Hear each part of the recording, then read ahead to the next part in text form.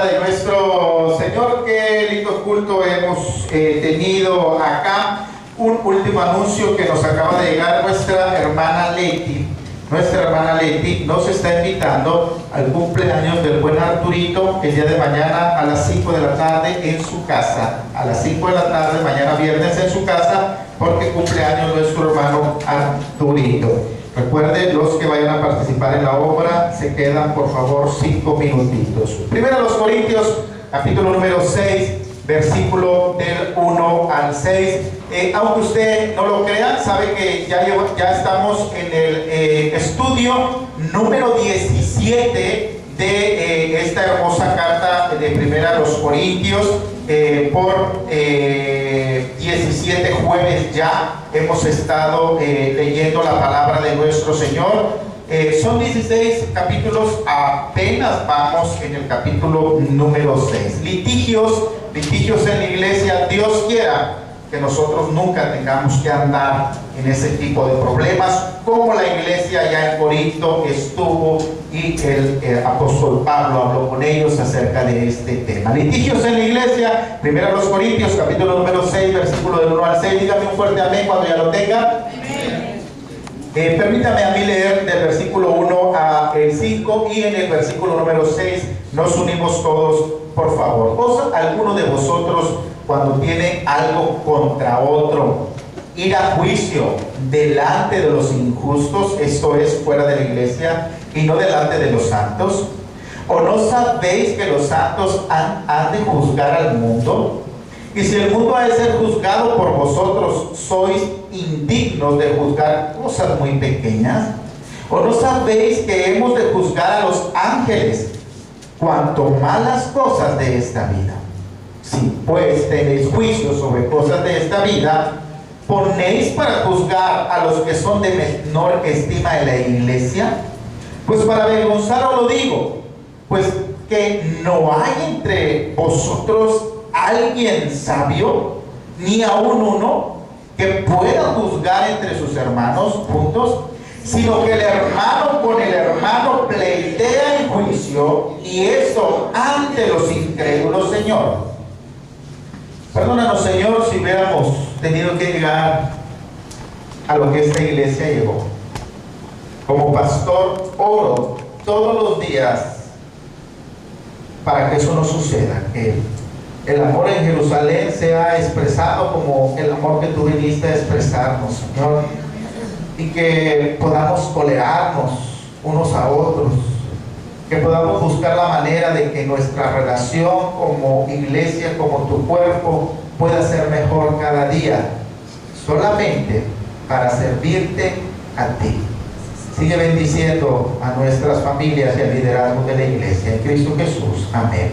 Puede tomar su asiento, mi hermano. Mire, si usted ha seguido estos ya 16 jueves pasados, en donde hemos estado analizando, hemos estado estudiando la primera carta a los Corintios, usted ya debe haber conocido que Corinto era una iglesia nueva, era una iglesia naciente. Pastor, ¿por qué tomó la primera epístola a los Corintios? Bueno, porque nuestra iglesia de Jerusalén tiene muchas similitudes con las características de una iglesia naciente como Corinto. Y Corinto era una ciudad difícil en donde abundaba mucho el pecado. El apóstol Pablo también sabía que había nacido en un lugar en donde la ciudad era extremadamente liberal. Tenía una cultura muy rica en filosofía. Recordemos que Grecia es la cuna mundial de esa ciencia. Pero también sabía que en cuanto a temor a Dios, estaban simplemente, como dicen los jóvenes, tronados, reprobados. A ellos les daba igual andar hoy con una mujer y mañana con otra mujer y pasado mañana hasta con un hombre. Entonces era una cosa extrema el pecado que en aquel momento Corinto estaba pasando. Por otro lado, eran muy respetuosos de la ley impuestas por las autoridades. Era uno de esos tipos de pueblos, como el pueblo estadounidense, muy abierto, como los japoneses, muy abiertos al exterior, a traer mejores a su sociedad, siempre y cuando hubiera un bienestar para ellos. Entonces Grecia, Corinto, que pertenecía a ella, había traído el derecho romano, que es una de las sociedades en donde se pensó más y se legisló de una manera formal el bienestar y el bien común de los ciudadanos. Eso ellos lo respetaban, es decir, no entraban en conflictos de robarse una cosa, no entraban en conflictos de matar a alguien, de andar haciendo cosas que no eran lícitas. Sin embargo, su vida espiritual estaba totalmente olvidada. ¿Por qué? Bueno, tenemos que acordarnos, hermanos, que Corinto era una iglesia lejana a Israel, que ellos no sabían ni siquiera quién era Moisés, ellos no atendían ni siquiera a los 10 mandamientos. Entonces, pudiéramos decir que Corinto fue para el apóstol Pablo como su dolor de cabeza, como su ciudad, la iglesia que él amaba, que él formaba, pero que le había costado un montón de trabajo. Mire, el apóstol Pablo escribió 13 cartas. Usted agarra su Biblia y empieza Mateo, Marcos, Lucas, Juan, Hechos, y desde que llega a Romanos hasta allá Filemón, hasta Tito, todas las escribió él. Pero 2 de esas 13 cartas se las escribió solamente a esta iglesia. Es como esta iglesia de Corinto, como nosotros allá en el hogar, ¿verdad? Que tenemos siempre, hay alguien que nos hace ver nuestra suerte, ¿verdad? Es alguien que usted ya no sabe si hablarle o no hablarle, porque a lo mejor trae la luna cambiada, ¿verdad? Y desde chiquitos empiezan a ser corajudos y a ser rebeldes, indisciplinados, y siempre hay hijos que nos llenan de orgullo, pero hay otros que les tratamos de sacar la vuelta. Entonces Corinto era una de esas iglesias. Pablo fundó, si nosotros leemos todo el libro de los Hechos, empecé a sacar un resumen y a leer ciertas enciclopedias de la Biblia, y me puse a decir, bueno, voy a seguir los pasos del apóstol Pablo. A mí me encanta lo que él hace, cómo se expresa, la disciplina, la entrega, la pasión. Dije, bueno, y empecé a analizar todos y cada uno de los encuentros del primero, del segundo, del tercer misionero, los viajes que hacía el apóstol Pablo, y encontré, puede ser menos, puede ser que me equivoqué, pero encontré que él fundó 17 iglesias. Pero también encontré que no a todas les escribió una carta. Entonces, yo poniéndome a orar al Señor, digo, Señor, qué importante debió haber sido para este gran hombre de fe, Corinto, porque no a todas les escribió de las 17 que él fundó, y a las 6 que sí escribió, como fue primero a los Corintios, segundo a los Corintios, Efesios, Colosenses, Gálatas, Filipenses, primera y segunda Tesalonicenses, a Corinto le escribió 2 cartas. Y de entre todo lo que escribió, los 29 capítulos que le dedicó, era porque Corinto lo necesitaba. Usted sabe, con uno de sus hijos, usted con una sola mirada obedece. Y hay otro que le tiene que hablar hasta 5 o 6 veces y no obedece. Pero ¿sabe usted que finalmente es su hijo y usted tiene que dedicarle tiempo? Y así fue lo que hizo el apóstol Pablo. Yo creo, hermanos, que al apóstol Pablo hemos visto que le pasó de todo. Primero, vimos que hubo una división dentro de la iglesia. Unos seguían a Pablo, otros seguían a Apolos, otros seguían a Silas, y él les amonestó. Pero también empezó a decirles, oigan, es cierto que ustedes vienen de Aristóteles, de Sócrates, de que ustedes saben cómo está formado el universo, que ustedes hicieron las primeras ciencias, ustedes establecieron la matemática, pero esa sabiduría o todo lo que nosotros aprendamos en la escuela no es nada de la sabiduría de Dios. También él los amonestó, los puso una disciplina, porque imagínense hasta dónde había llegado ya, ahora sí que la cuestión moral, que había una persona que se estaba metiendo, la estábamos viendo el jueves pasado. Muchos teólogos piensan que ese hombre estaba viviendo con su mamá como si fuera pareja. Entonces, nada más vea la magnitud de todas las cuestiones que el apóstol Pablo se tuvo que enfrentar. Y ahora toca el asunto que tiene que atender problemas, broncas, como dicen los jóvenes, que había entre los propios hermanos recién convertidos, que supuestamente tienen el amor de Dios en su corazón. Y entonces, abra su Biblia en 1 Corintios, capítulo número 6, versículo número 1. Y entonces el apóstol Pablo dice: miren, si ya tienen ustedes problemas dentro de la iglesia, háganme un favor, pues que tenemos que resolver las cosas dentro de nuestro hogar. Hermano, nosotros como pareja, yo creo que usted también ha llegado a tener problemas con su esposa, con su esposo. Pero si usted es una persona prudente, usted no va y le dice todo a su mamá, o va y le dice todo a su papá. ¿Por qué? Bueno, acuérdese que su mamá, su papá, a lo que más quiere es a usted. Entonces, si usted va y comete el error de contarle a mamá, de contarle a papá, de que aquel le dijo de una manera, y que le dijo eso, y que lo dijo, a ella no se le va a olvidar. Entonces, lo mejor, lo recomendable, es que hablen como pareja. Porque al final, hermano, usted se peleó, fue a contarle a medio mundo, y entonces a ese mundo que usted le contó, entonces él ya hace una medida de ese hombre, de esa mujer, y al final del día usted regresó con su pareja. Y el apóstol Pablo decía: miren, debemos de tratar los asuntos dentro de nuestra iglesia. Y al final del sermón usted va a ver por qué. ¿Osa alguno de vosotros, cuando tiene algo contra otro, ir a juicio delante de quién?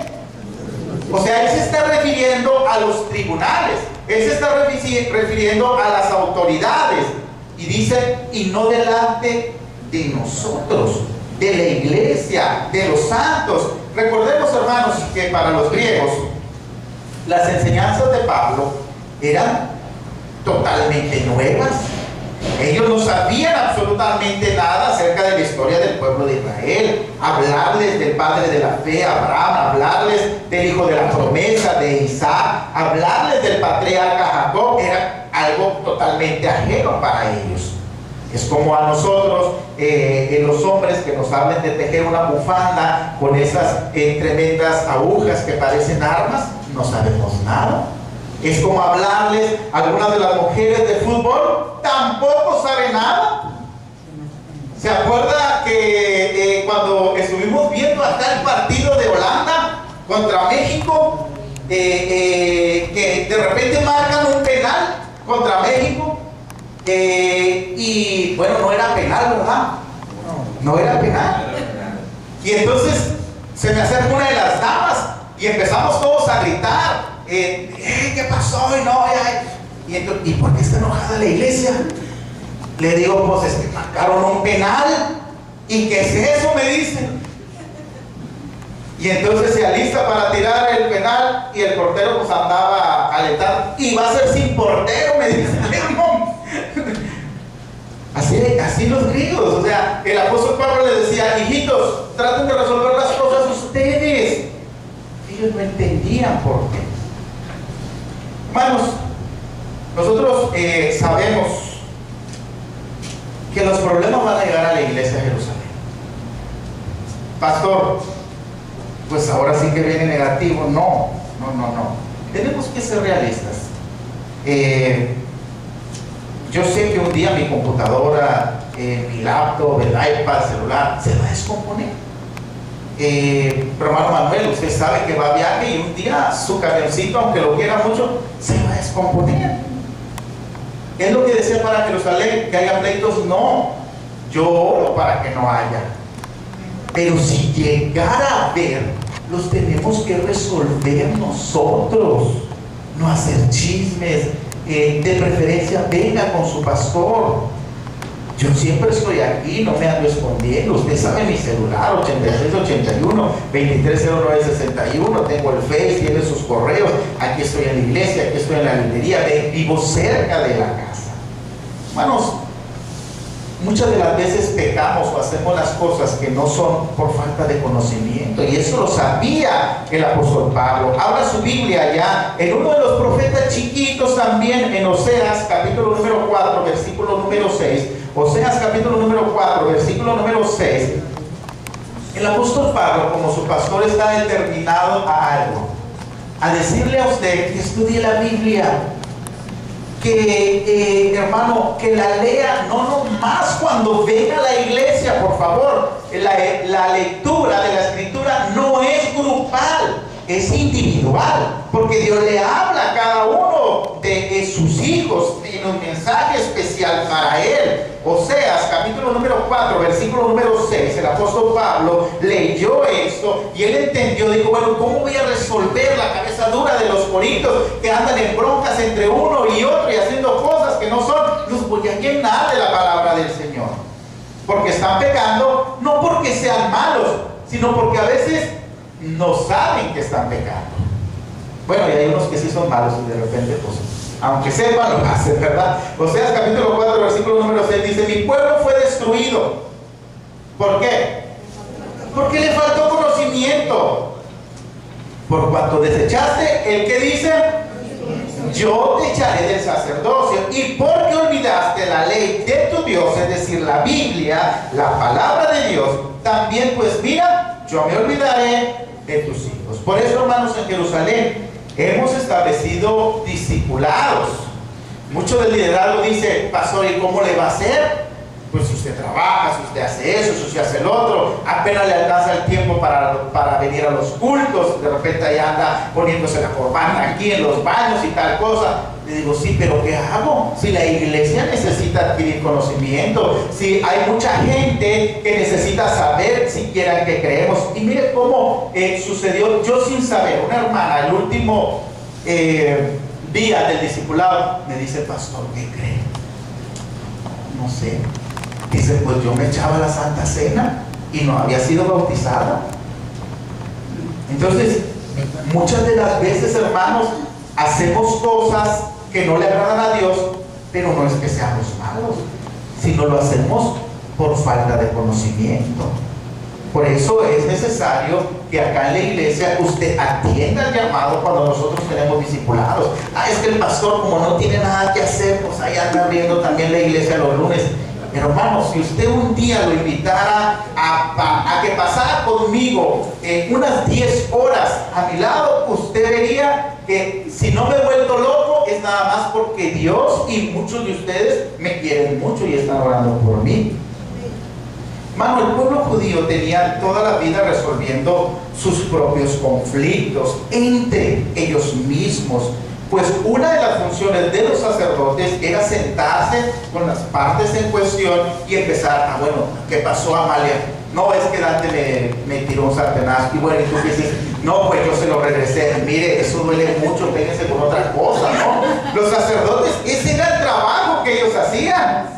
Entonces, toda la vida, el pueblo judío, si había problemas entre ellos, venían con el sacerdote y le contaban: ore por nosotros. Y de ahí vienen entonces las penitencias. Pues tú vas a estos Padre Nuestros, estas Aves Marías, y ahora sí te vas a venir de allá para acá en rodillas y tal cosa. Entonces, ya entre ellos se ayudaban a reflexionar. Pero ¿qué estaba pasando? Esta era una iglesia que no sabía. Entonces Pablo dice: ¿qué voy a hacer? Bueno, los voy a llenar de conocimiento para que no sigan pecando. Les voy a decir que las cosas se arreglan en nosotros mismos. Así, hermanos, como la jurisprudencia tiene sus códigos, el pueblo judío tenía algo, hermana Damarita, que se llama alhaja. ¿Qué es eso, pastor? Bueno, ¿qué es la alhaja? Hagan de cuenta que los escribas, que eran los que tenían a su cargo la función de escribir en rollos la palabra de Dios, eso era como ellos leían en rollos. No había la imprenta fue allá como en 1400 con un italiano, con el Gutenberg. Y entonces una parte de ellos se dedicaba a decir: bueno, tenemos que traer nuestra constitución, Tenemos que tener nuestros artículos, nuestros códigos, para cuando haya un conflicto, pues ya no andar buscando en toda la Biblia, sino vamos a extraer todos los mandatos, especialmente de Levítico, que sancionan ciertas actividades que hay que clasificarlas también. Entonces ellos sacaron esto que se llama la alhaja. Como nosotros que tenemos nuestra constitución política de los Estados Unidos mexicanos, que no sirve para nada, ¿verdad? Al fin de cuentas, el juez va a hacer el que tenga más dinero, eso es lo que él va a hacer. Pero bueno, estamos hablando de las cosas de Dios, y ellos sí hacían las cosas conforme a lo que la ley mandaba. Sabemos que hoy mismo la jurisprudencia, los códigos, el derecho está clasificado, ¿no? Hay el derecho laboral, que es aquel que dictamina todo lo relacionado al trabajo, que nos dice, entre otras cosas, que usted como una persona mexicana adherida a un patrón tiene derecho a 6 días de vacaciones, tiene derecho a 15 días de aguinaldo, 8 horas trabajar. Hay también el derecho penal, que sanciona si existió un daño físico, sobre todo entre las personas, determina la gravedad, y en base a eso pues cadena perpetua, 2 años de cárcel, tal cosa. Pero también hay otro, hermano, tipo de derecho o constitución que se sanciona y se determina en el hogar. ¿Y cuál es ese, pastor? Es la chancla voladora. ¿Cómo? Bueno, hermanos, miles y miles de hogares en nuestro México, eso era la constitución.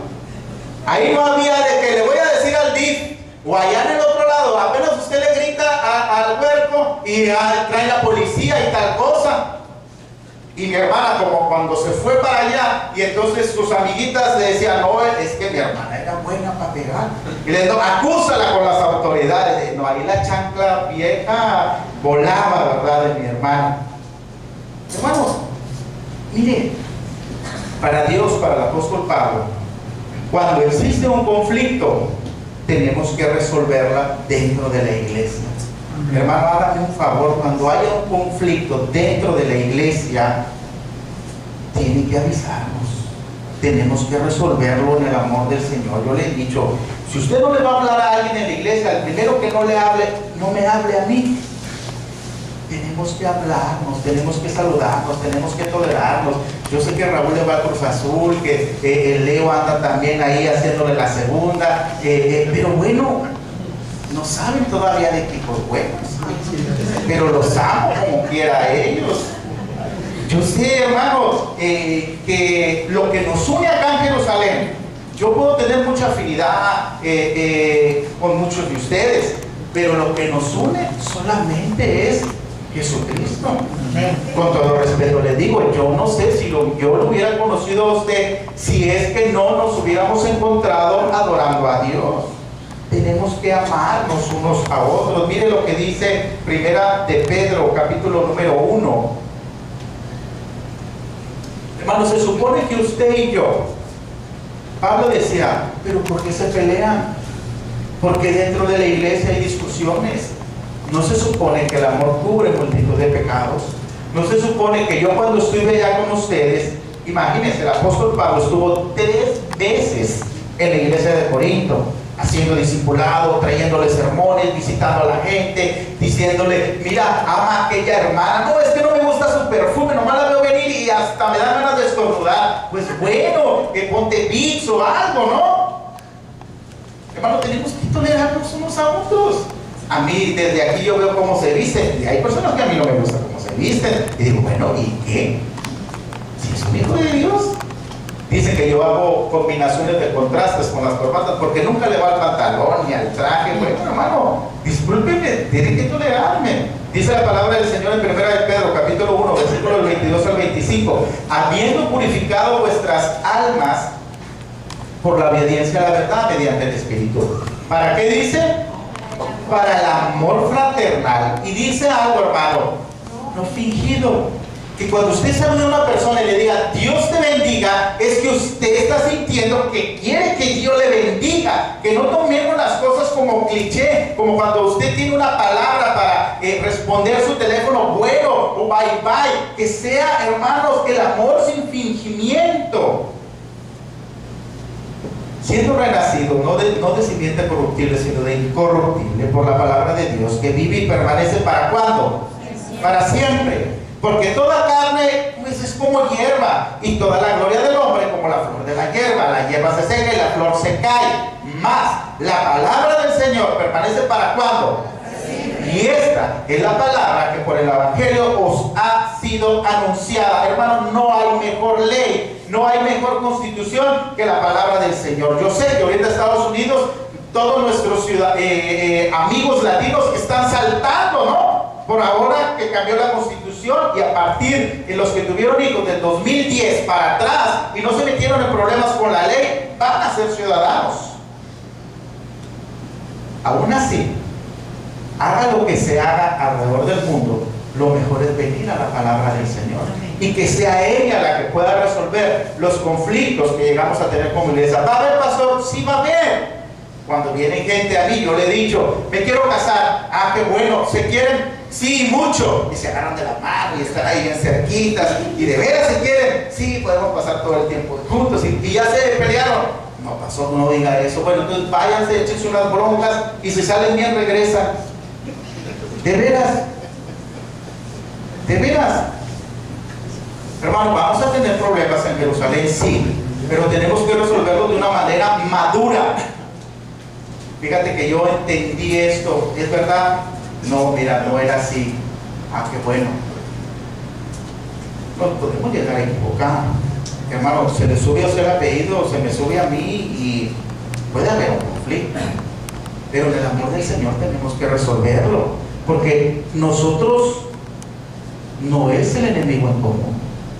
Nosotros somos un equipo, nosotros somos un cuerpo que debemos de estar unidos para pelear contra el enemigo allá afuera. Acuérdense que el enemigo lo que hace es dividir y vencerás. Si usted no le habla a Dante, si usted no le habla al hermano Ildefonso, si usted no le habla a la hermana Pati, y cómo les digo que vayan a predicar si entre ustedes no hay amor. Ay, ojalá que no se convierta para que no lleve este número a la iglesia. No, hermano, de veras que yo he tenido así viajes misioneros y que me dicen, pastor, ¿y con quién me voy a sentar yo? Hermano, con el que le toque. Y aquí no hay favoritismo.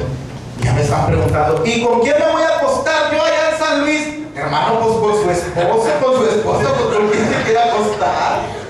Ya ni eso quiere a veces. Y vino el hermano Jaime, ¿y cómo los va a acostar, pastor? Mira, para que no se peleen mujeres y hombres ya. Porque pues yo no voy a llevar a mi esposa, ¿verdad? Entonces tengo que cuidar todo. Ya salió mal. ¿Por qué el apóstol Pablo, hermanos, no quiere que, hermanos, déjenme predicar, porque ya vamos a terminar?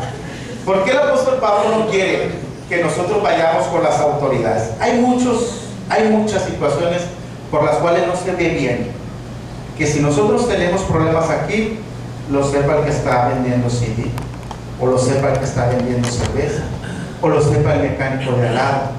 Hay muchas razones, pero déjenme darles dos. Número uno, tenemos que cuidar el testimonio que estamos dando hacia los demás, porque se supone que nosotros somos la casa del amor, que nosotros somos la casa donde habita Jesús, aquel que nos mandó amarnos unos a otros. En segundo lugar, la palabra de Dios permanece para siempre, y entonces esta debe de ser nuestro código de conducta. Decía el apóstol Pablo, bueno, miren cómo está la situación. Y tal vez en ese momento los griegos no entendían, ¿no? Porque viene Pablo y le dice, estás peleado con el otro, sí, y tú sí, y tú sí. Que no sabes que nosotros vamos a juzgar inclusive a los ángeles, que vamos a venir a juzgar a toda la humanidad, para que tú vayas con un inconverso y quieras que él te resuelva el problema, cuando tú tienes aquí la forma de resolver, de que hagan los paces, que se amen y que se quieran. Hermano, ¿y cree que se vaya a resolver siempre, pastor? No. Por ejemplo, en la iglesia yo voy a tratar, y usted ve que yo soy un pastor bien empalagoso quizá, o que le hablo, que no vino lo que pasó, está bien. Quiero estar aquí con ustedes. Y cuando llegue a pasar ese momento, yo sea el primero en saber y resolver y tratar de sanar, de levantar esos corazones caídos o dolidos. Pero pastor, un ejemplo.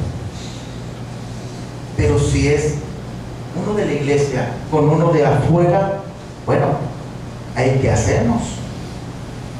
Si usted viene y les dice, mire, la palabra de Dios no entiende. Por ejemplo, el caso del hermano Leo, que él fue despedido un tiempo de su trabajo y él, yo todavía no era pastor de acá de la iglesia, era pastor del pan. Decía, mira, Lázaro, ¿qué hago aquí? Yo, ¿y cómo voy primero a atender a esa persona, una licenciada de esas de que renegadas, amargadas? Bueno, tenemos que ir a las autoridades porque hubo un despido injustificado y la ley te ampara para que tú respondas.